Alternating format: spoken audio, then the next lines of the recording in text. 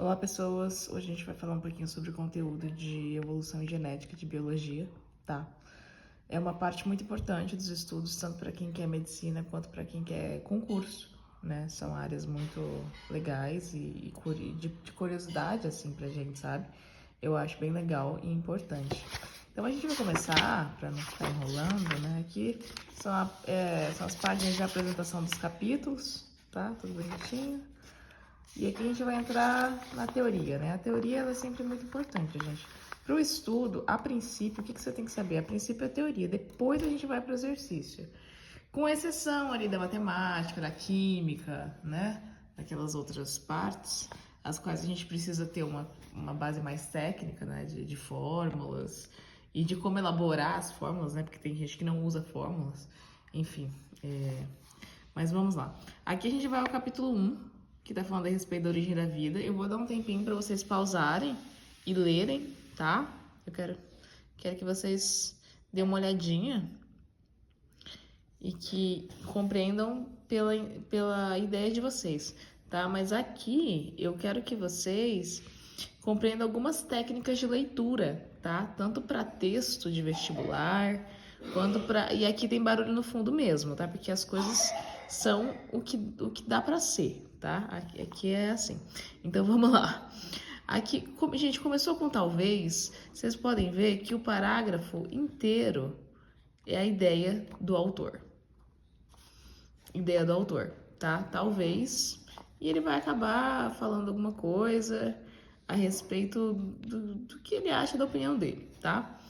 Então aqui, depois a gente vem com breve elucidar. Tá elucidando, ele vai apresentar uma temática. Que temática ele está apresentando? Aí você dá uma lida no parágrafo e, em suma, vai estar nas primeiras linhas. Elucidar, então, quando ele está mostrando elucidar, ele já vai mostrar que o que ele está falando está nas primeiras linhas, para você não perder muito tempo com leitura, tá? Então, o que ele está elucidando aqui? A origem da vida no planeta. Tá? Então, ele está falando a respeito disso. O parágrafo inteiro vai ser ele falando a respeito disso. Tudo bem? No fim, ele vai fazer uma breve conclusão ali, né? Então, ao longo de muitos anos, não sei o que, hipótese, e ele vai retornar à ideia principal. Só que a ideia principal ele não apresentou no primeiro parágrafo, como na maioria das... Como a gente aprende na redação, né? Ele não apresenta no primeiro parágrafo, ele apresenta no segundo. No primeiro parágrafo, ele faz uma introdução do que ele viu da vida, um pouco do que ele acha, né? Não tão ao pé da letra, mas um pouco da ideia dele, tá? E aqui ele retorna, né? A conclusão a gente sempre retorna à ideia principal. E a ideia principal aqui é a origem da vida. Então a conclusão vai retornar à ideia principal, que é a origem da vida, tá? E ele vai concluir a ideia. Muito bem? Então a gente vai para algumas coisas, alguns detalhes, né? Aqui a gente tem um quadro sobre a criação de Adão por Michelangelo. É um quadro muito interessante. A princípio, né? A gente está bem acostumado já a ver esse tipo de imagem, né? Em artes, em outras áreas também. É muito importante para a gente ter um conhecimento artístico da época. Então aqui ele fala que apesar dos avanços científicos, muitas perguntas estão sem respostas. Aqui ele vai mostrar os tipos de pergunta, né? Que a vida, como ela originou o planeta, essas perguntas são importantes, tá, gente? Isso daqui, a gente traz essa temática em outros casos também, não só em casos de estudo de teoria, mas quando você vai trazer a teoria para uma fala, por exemplo, você vai dar uma aula, você vai ministrar uma aula, você fazer perguntas é importante. Quanto para você estudar para uma prova, né? Você lê, por exemplo, aqui, a biogênese, geração espontânea. Aí você lê esse trecho aqui, pode pausar para ler. Aí você lê esse trecho e você começar a fazer perguntas a respeito, tentar imaginar o que o professor vai te perguntar. Né? Isso é importante, eu já estudei dessa maneira, era muito eficaz. Aí, quando a gente está falando de abiogênese, né? O que seria A? Vamos tentar ver o que está escrito ao parágrafo? Então, A biogênese, ela acredita que a vida, ela não vem da vida, porque o A, no início, ela tem um sentido de negação, né? Quando a gente fala em termos de biologia, tudo bem? Muitos vêm do latim, né? Alguns vêm do grego, alguns termos. Então, a gente aprende que quando tem A, é anti-abiogênese, né?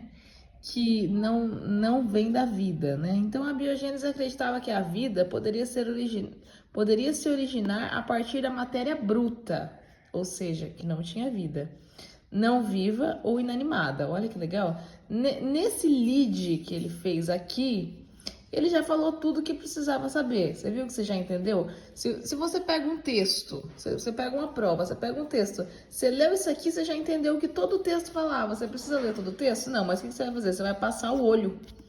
Dá uma passada de olho bem rápida, para você compreender.